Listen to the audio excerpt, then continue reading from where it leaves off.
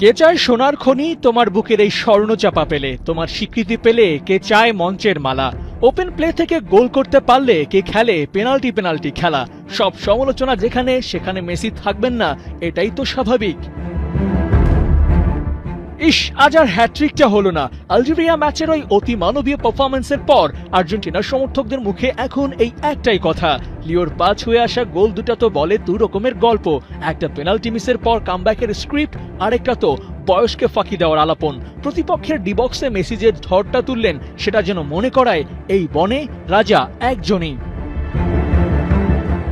আসুন এবার খানিকক্ষণ স্ট্যাট নিয়ে কথা বলা যাক। ৩৯ বছরের মেসি কতটা তাগড়া তা বলবে পরিসংখ্যান।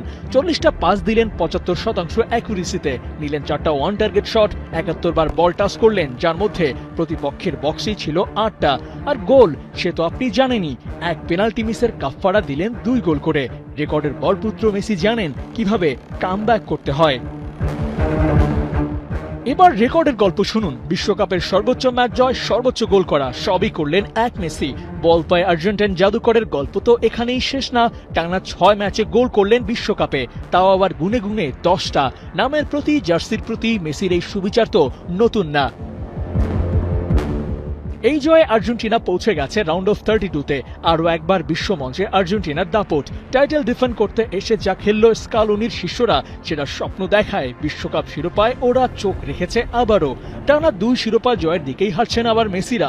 প্রতিপক্ষ যেই হোক, ভেঙে চুরে গুড়িয়ে যাচ্ছে আলভেসেলিস্তারা।